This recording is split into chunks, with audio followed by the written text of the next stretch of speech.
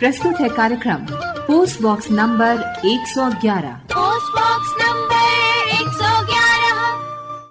नमस्कार श्रोताओं, post box number 111 में आप सबका बहुत बहुत स्वागत है। मैं हूं जैनेन्द्र।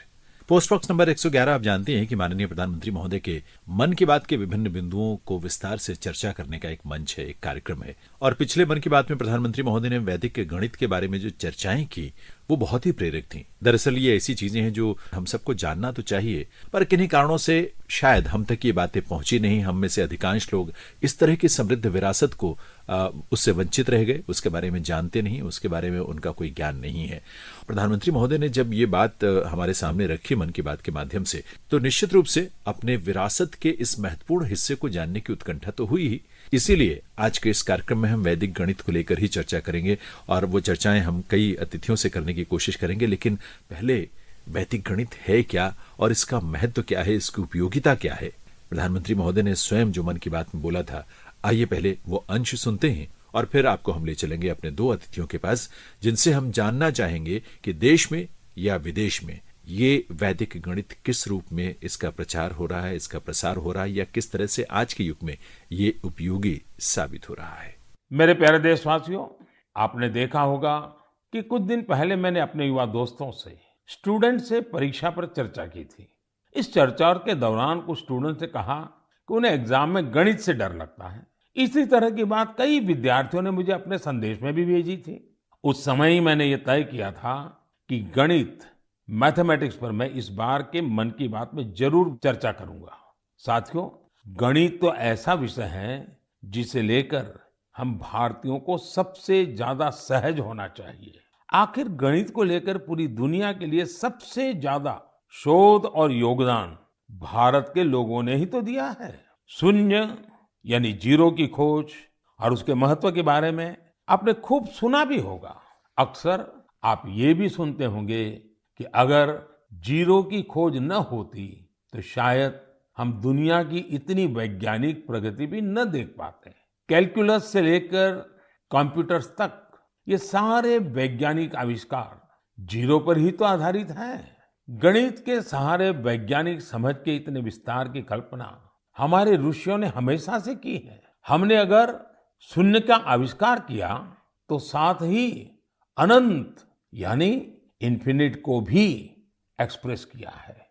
सामान्य बोलचाल में जब हम संख्याओं और नंबर्स की बात करते हैं तो मिलियन, बिलियन और ट्रिलियन तक बोलते और सोचते हैं, लेकिन वेदों में और भारतीय गणित में ये गणना बहुत आगे तक जाती है। लाख, नियुत और कोटि यानी करोड़। इसी तरह यह संख्या जाती है शंख, पद्म और सागर तक। एक सागर का अर्थ होता है कि 10 की पावर 57। यही नहीं, इसके आगे भी ओघ और महोघ जैसी संख्याएं होती हैं।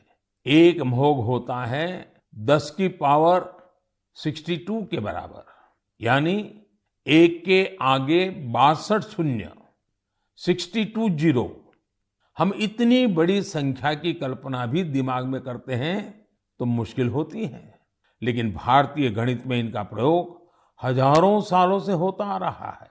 कंप्यूटर की भाषा में आपने बाइनरी सिस्टम के बारे में भी सुना होगा, लेकिन क्या आपको पता है कि हमारे देश में आचार्य पिंगला जैसे ऋषि हुए थे जिन्होंने बाइनरी की कल्पना की थी। इसी तरह आर्यभट्ट से लेकर के रामानुजन जैसे गणितज्ञों तक गणित के कितने ही सिद्धांतों पर हमारे यहाँ काम हुआ है। साथियों, हम भारतीयों के लिए गणित कभी मुश्किल विषय नहीं रहा। इसका एक बड़ा कारण हमारी वैदिक गणित भी है।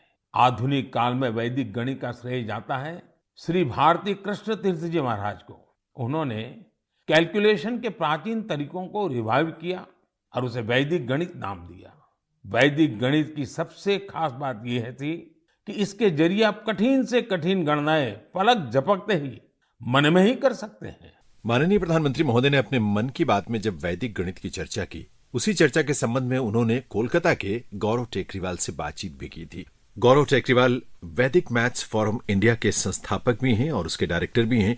उनसे बातचीत में कई नए रोचक पहलू निकल कर आए। और हमें उत्सुकता ये हुई कि क्यों ना और विस्तार से उनके बारे में हम जाने, उनके काम के बारे में जाने, उनके इस फोरम की जो एक्टिविटीज हैं उसके बारे में जाने, और इसीलिए हमने सीधे इस समय संपर्क किया है गौरव टेकरीवाल जी से, जो कि इस समय है कोलकाता में। नमस्कार गौरव जी। नमस्ते सर, कैसे हैं आप? मैं बिल्कुल ठीक हूं और बहुत बहुत स्वागत भी आपका इस कार्यक्रम में। और मुझे लगता है कि ये बड़े सम्मान की बात है कि मन की बात में माननीय प्रधानमंत्री महोदय सीधे आपसे बात कर रहे थे, तो इस बात के लिए आपको बहुत सारी बधाइयां भी। शुक्रिया।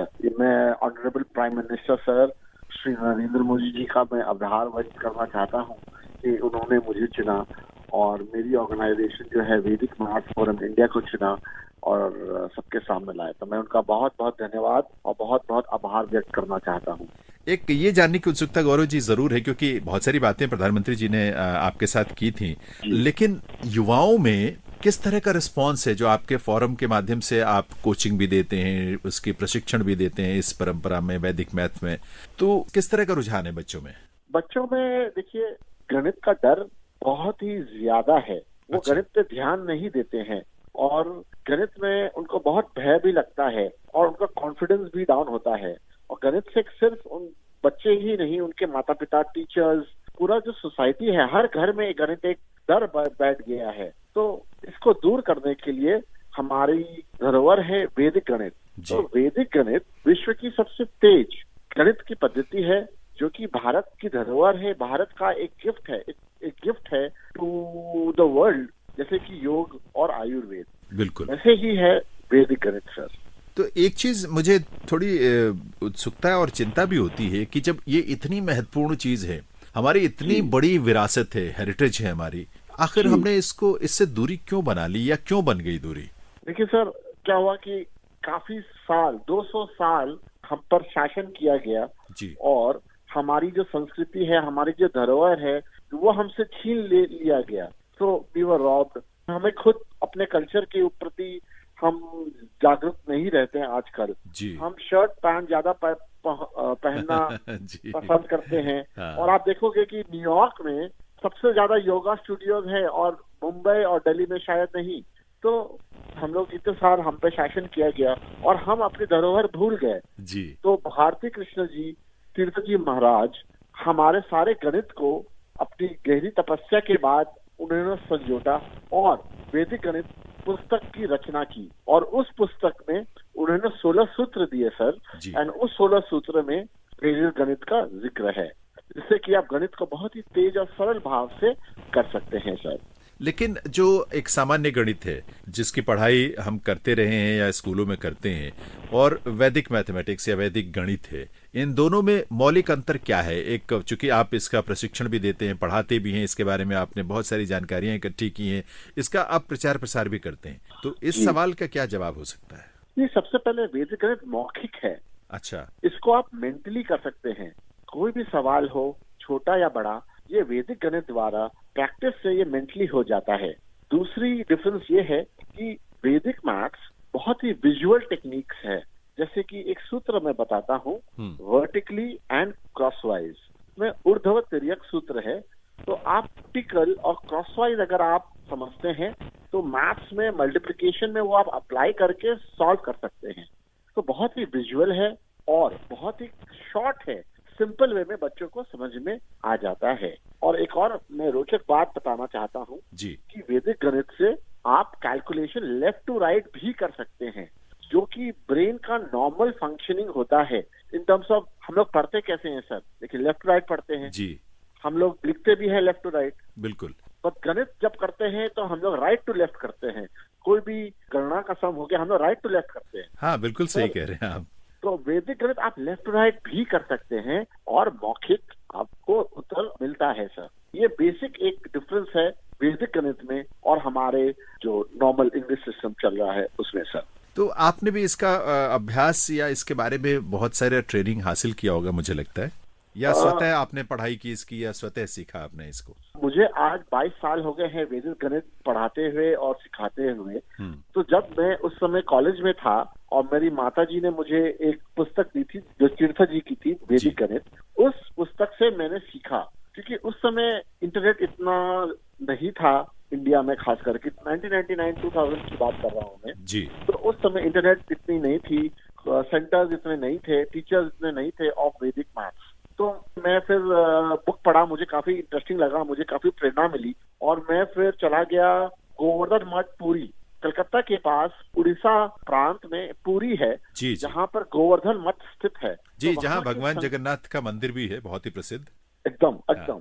तो वहीं पर गोवर्धन मठ भी स्थित है, जो कि जगत गुरु श्री शंकराचार्य जी द्वारा स्थापित है। अच्छा। तो मैं वहां गया और वहां पर हमारे करण शंकराचार्य जी हैं, स्वामी श्री निशानंद जी महाराज, उनसे मैंने काफी देर तक सीखा, मैंने समझा, उनसे मैंने दीक्षा भी ली और फिर मैं गया सीखने के लिए शकुंतला देवी जी के पास, जो कि एक ह्यूमन कैलकुलेटर भी के नाम से प्रसिद्ध है जी, बहुत पूरी दुनिया में मशहूर रही है।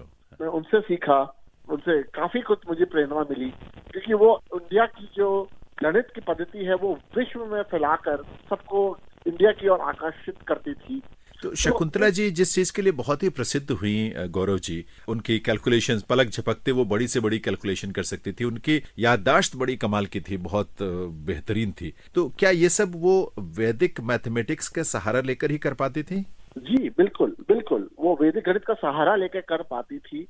और मैं जब उनसे मिला, मैं उनसे डिस्कस किया, उनसे मुझे इतनी प्रेरणा मिली कि मैं क्या आपको बताऊं। फिर काफी सारे जो और भी मैथमेटिशियंस हैं, जैसे IIT बॉम्बे में एक कॉन्फ्रेंस होती है मैथ्स की हर साल। अच्छा। तो वहां पर काफी सारे गणितज्ञों से मैंने मिला, मुझे बहुत कुछ सीखने को मिला और फिर there was no looking back actually after that. मैंने सुना है कि गौरव जी ये इतनी तेजी से इसमें जो कैलकुलेशंस की जा सकती है और बिल्कुल सही सटीक गणनाएं की जा सकती हैं, मैंने तो यहाँ तक पढ़ा है कि 1500% ज्यादा तेज गति से इसमें कैलकुलेशन कर सकते हैं। अब ये 1500 तो मैं अंदाजा नहीं लगा सकता कि कितना तेज होता होगा, लेकिन क्या सच है ये? जी हाँ, ये सच है। अगर आप प्रैक्टिस करते हैं गणित, वैदिक गणित, तो पलक झपकते ही आप आंसर दे सकते हैं। तो जैसे मैं एक बड़ा बात बताता हूँ, जैसे कि एक रोचक बात, जैसे कि हम लोग वैदिक मैथ्स को ध्यान और मेडिटेशन से भी जोड़ दिए हैं। अच्छा। तो उन दोनों का जो कॉम्बिनेशन है, जो हम लोग बच्चों को सिखाते हैं, टीचर्स को सिखाते हैं, तो उससे आप पलक झपकते ही कैलकुलेशन कर सकते हैं मेंटली। देखिए, मैं अब एक छोटा सा मैं आपके सामने एक प्रश्न रखता हूँ और मैं ये जानना चाहता हूँ कि किस तरह से ये काम करती हैं ये चीजें।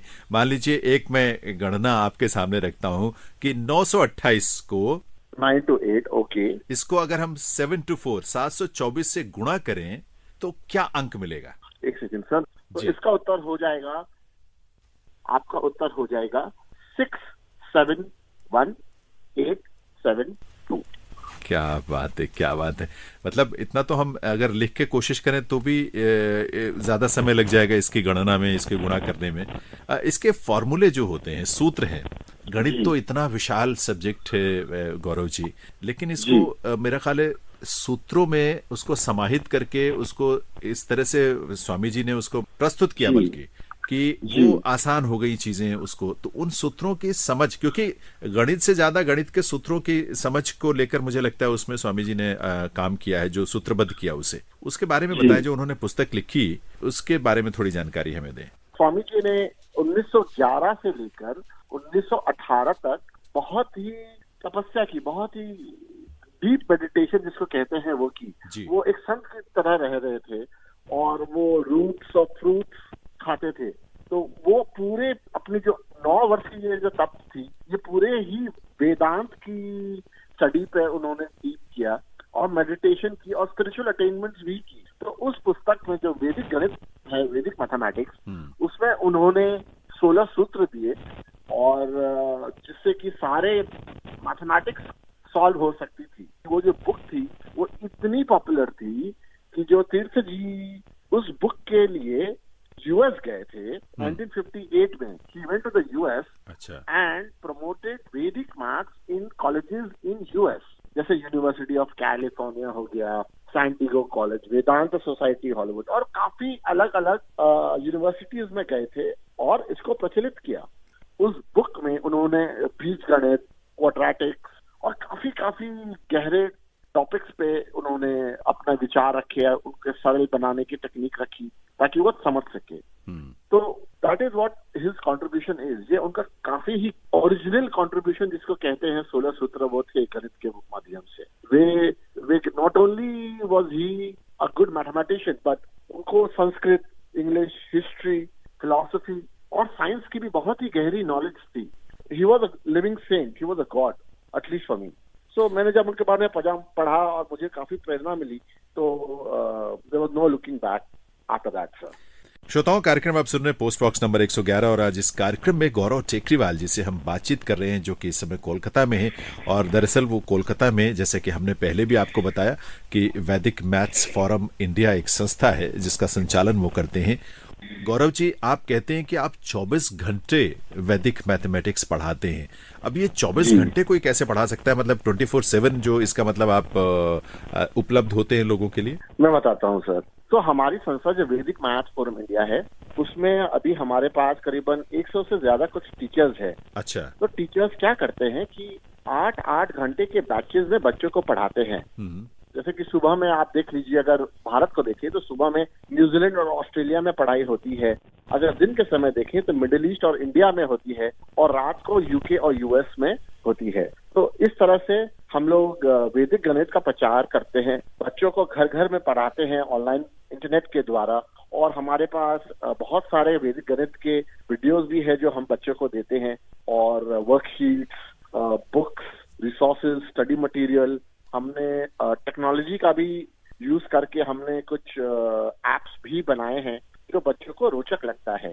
तो इस तरह से हम लोग क्या करते हैं कि वैदिक गणित अगर किसी मैथ ग्रेजुएट को आता है तो हम लोग उनको हमारे साथ जुड़ जाने के लिए कहते हैं, और उनके साथ मिलकर हम लोग वैदिक गणित का प्रचार प्रसार करते हैं सर। तो चूंकि जैसे स्वामी श्री भारती कृष्णा तीर्थ जी ने इसको सूत्रबद्ध किया, उसके पहले शायद वैदिक मैथमेटिक्स या वैदिक गणित शब्द का इस्तेमाल, वैसे मुझे शायद जहां तक ज्ञात है, नहीं होता था। उन्होंने इसे क्वाइन किया, उन्होंने इस बात को इस रूप में रखा लोगों के सामने। तो जो स्टडी मटेरियल है वो इसके अलावा, इस पुस्तक के अलावा, स्वामी जी की पुस्तक के अलावा और क्या चीजें उपलब्ध रही हैं जो पहले से हैं और जिनको आप लोगों तक रखते हैं, या कुछ नए नए तरह के जो स्टडी मटेरियल खुद आप तैयार कर रहे हैं या करवा रहे हैं ताकि लोगों को उसका फायदा मिले? जी, पहले बताना चाहता हूँ कि दुनिया की सबसे श्रेष्ठ जो वैदिक गणित के ऊपर जो पुस्तक है वो स्वामी जी द्वारा लिखी गई है। तो वो बच्चों को थोड़ी डिटेल में कम समझ में आता, छोटे बच्चों को मैं बात कर रहा हूँ जी। तो हम लोग ने उनके लिए एक सिंप्लीफाइड बुक्स लिखी है। ये हिंदी में भी अवेलेबल है, ये आपको गुजराती और मराठी में भी मिल जाएगी। एक तो ये बुक्स हो गए, फिर उसी तरह से बहुत सारी बुक्स मैंने लिखी है। अभी एक बुक थी मैथ सूत्र फ्रॉम अराउंड द वर्ल्ड, तो उसमें हमने जिक्र किया कि भारत की जो वैदिक गणित की पद्धति है वो बाकी देशों के मैथ्स के साथ कैसे कंपेयर करती है। अच्छा। एक और बुक भी है ग्रेट इंडियन मैथमेटिशियंस, जो कि हमारे भारत के प्राचीन मैथमेटिशियंस जैसे आर्यभट्ट, वराहमिहिर, भास्कराचार्य, आचार्य पिंगला जी, उन सब के बारे में भी लिखी हुई है। एक चीज इसमें ये हम जरूर जानना चाहेंगे, क्योंकि बहुत सारे बच्चे आजकल जैसे कॉम्पिटिशन्स होते हैं, प्रतियोगी परीक्षाएं होती हैं, उसमें बहुत सारे ऐसे जो एग्जाम्स में क्वेश्चंस पूछे जाते हैं, खासतौर पर जो ऑब्जेक्टिव टाइप होते हैं, उसमें न्यूमेरिकल या अंकों से जुड़े हुए उनके तमाम तरह के सवाल होते हैं। उसमें भी मुझे लगता है ऐसे विद्यार्थियों को इससे बहुत हेल्प मिलेगी, बहुत मदद मिलेगी। Absolutely sir. जैसे कैट हो गया, जिससे कि आप IIM या बिजनेस स्कूल में जाने के लिए तैयारी करते हैं। हाँ। तो उसमें गणित का एक बहुत बड़ा सेक्शन आता है जहाँ पे आपको बहुत सारे कम समय में करना पड़ता है। तो वहाँ गणित का योगदान है। आप ले लीजिए बैंकिंग या IAS या UPSC या मेडिकल इंजीनियरिंग, उसका बेसिक्स में गणित ही है। तो अगर देश को प्रोड्यूस करना है इंजीनियर्स, डॉक्टर्स, मैनेजमेंट ग्रेजुएट्स, तो शुरुआत तो आपको वैदिक गणित से ही करना पड़ेगा, क्योंकि आपका मैथ स्ट्रांग होता है और आप आगे करियर में भी आगे बढ़ते हैं, जिससे कि देश बढ़ता है। निश्चित रूप से गौरव जी, जैसे आप कह रहे थे ना कि बच्चों को लगता है कि हमें क्यों नहीं पढ़ाया गया, इस बारे में हमें क्यों नहीं पढ़ाया जा रहा है। मैं खुद जब से मैंने इसके बारे में जाना है तो मुझे लगता है कि इसकी स्कूलों में या इंस्टीट्यूशंस में जगह जगह इसको ज्यादा से ज्यादा इसके इस्तेमाल की जरूरत है। इसका बहुत लाभ मिलेगा। मैंने तो ये भी सुना है कि जिस तरह से आप चूंकि इसमें किसी कागज पेन या किसी और कैलकुलेटर कैलकुलेटर की मदद के बिना सिर्फ दिमाग से ये सारी प्रक्रियाएं पूरी करते हैं, सारी कैलकुलेशन, बड़ी से बड़ी कैलकुलेशन। इससे आपका ब्रेन, आपका दिमाग भी बहुत तेज होता है, स्मार्ट होता है, आपकी बुद्धि बढ़ती है। बच्चों में कहते हैं कि इससे जो आप कह रहे थे कि विजुअलाइजेशन जो है और कल्पना और कंसंट्रेशन, एकाग्रता, वो भी बहुत बढ़ती है। थोड़ा सा आपसे ये जरूर जानना चाहेंगे, क्योंकि आपने कई सारी किताबें लिखी हैं भारत में प्राचीन काल से लेकर अब तक अगर हम कहें, और मुझे लगता है कि ऐसे बहुत सारे नाम हैं जिन्होंने गणित के क्षेत्र में बहुत योगदान दिया है, बहुत बड़ा कंट्रीब्यूशन उनका रहा है। श्रोताओं के लिए मैं आपसे ये थोड़ा सा जानना चाहूंगा कि कुछ नाम, जैसे आर्यभट्ट जी हम जानते ही हैं, पिंगला जी का आपने जिक्र किया, बराहमिहिर जी का, ऐसे नाम जो प्राचीन काल से लेकर अब तक गणित के क्षेत्र में उन्होंने ऐसा काम किया है जिससे वैश्विक स्तर पर भी उसका असर पड़ा या उससे प्रेरणा लोगों को मिली है। अब जैसे शून्य की ही बात करें, उसके बिना तो कोई गणना संभव ही नहीं थी, दशमलव भारत ने पहुंचा, इस तरह की चीजें, इसके बारे में थोड़ा संक्षेप में बताएं। जी, तो मैं सबसे ज्यादा बताना चाहता हूँ, जिससे मैं भी प्रेरित हूँ, वो है भास्कराचार्य जी। तो आचार्य भास्कराचार्य जी ने एक पुस्तक लिखी थी, उसका नाम था लीलावती।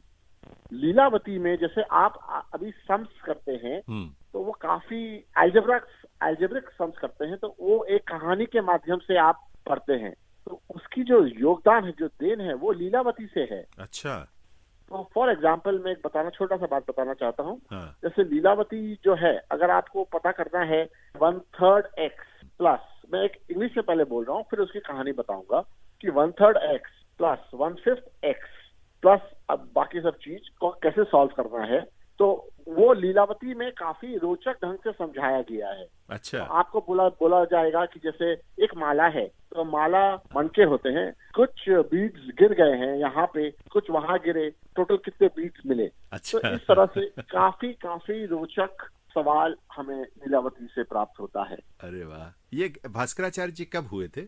भास्कराचार्य जी करीबन 12वीं सदी से हुए थे। अच्छा। उनकी जो नोटेबल वर्क्स है वो है सिद्धांत शिरोमणि, जिसमें लीलावती भी आती है, और वो महाराष्ट्र से थे, और उनका जो देहांत वो उज्जैन में हुआ था। अच्छा। And he has fabulous contributions, मतलब it's amazing to read about him, and उनकी जो वर्क है लीलावती, स्पेशली उसके बारे में, उसके पीछे एक स्टोरी भी जाता है कि लीलावती उनकी डॉटर थी, और उनकी डॉटर की शादी नहीं हो रही थी, तो उनको मनाने के लिए काफी प्रेरणा भाव से भास्कराचार्य जी ने काफी यंत्र बनाए थे, बट वो समय आया और वो समय चला गया, पता भी नहीं चला, बिकॉज ऑफ सम एरर्स। अच्छा। एंड भास्कराचार्य जी फिर उनको कंसोल करने के लिए लीलावती की रचना की, और इट बिकेम वर्ल्ड फेमस। अच्छा, और जो गणितज्ञ हुए हैं भारत के प्राचीन काल से, कुछ उनके और लोगों के बारे में भी बताएं। हमारे बहुत सारे युवा श्रोता होते हैं, हमारे बहुत सारे आम श्रोता भी हैं। मुझे लगता है कि हम सबको ये जानना चाहिए कि इस देश में गणित के क्षेत्र में, गणित बहुत मूल है, विज्ञान का या किसी भी क्षेत्र को ले लें तो उसमें गणित मूल एक विषय है। उस क्षेत्र में किस तरह से भारत के ऋषियों ने, मुनियों ने या ऐसे महान गणितज्ञों ने अपना योगदान दिया है? सबसे पहले तो मैं बताना चाहता हूँ कि आर्यभट्ट का जो कंट्रीब्यूशन है in the world, it's amazing. 476 BC में उनका बर्थ हुआ था, and he was a stellar, मतलब उनकी जो कंट्रीब्यूशन है इज एब्सोल्युटली अमेजिंग। कहते हैं कि उन्होंने जीरो का आविष्कार किया, बट और भी बहुत थ्योरीज है कि जीरो उनके पहले की थी, बट उन्होंने जीरो को एक भाव दिया। उन्होंने बताया कि आर्यभट्टिया में जैसे कि उनका प्लेस वैल्यू सिस्टम क्या होता है, जीरो क्या होता है। उन्होंने पाई, जैसे जो पाई होता है, उनका भी डेफिनेशन दिया कि पाई की जो एग्जैक्ट वैल्यू है उन्होंने 3 डेसिमल प्लेसेस तक एक्यूरेटली दी। क्या बात है। उन्होंने ट्रिग्नोमेट्री में भी काफी कंट्रीब्यूशन दिया। ट्रिग्नोमेट्री की बात करते हैं तो मुझे एक और बात याद आती है कि उन्होंने बताया अपने संस्कृत सूत्र में कि for a triangle the result of a perpendicular with half side is area, मतलब उन्होंने सूत्र दिए जिससे कि एक ट्राइंगल का एरिया पता चल जाए। अच्छा। प्लस अलजेब्रा में भी काफी अच्छा योगदान उन्होंने दिया। एस्ट्रोनॉमी में तो उन्होंने ऐसे योगदान दिए, मैं क्या बताऊं, जैसे एक्लिप्स, तो सोलर और लूनर एक्लिप्स जो होता है, तो उस समय था कि वो राहु या केतु उसमें हमारे सूर्य को खा गए हैं, उस समय वैसे चल रहा था। बट आर्यभट्ट ने साइंटिफिकली एक्सप्लेन किया कि सोलर और लूनर एक्लिप्स क्या होता है। उन्होंने ये भी बताया कि जो एक हेलियोसेंट्रिज्म करके कॉन्सेप्ट होता है, जिसमें बताया जाता है कि earth turns on its own axis, तो उन्होंने उसका भी योगदान दिया।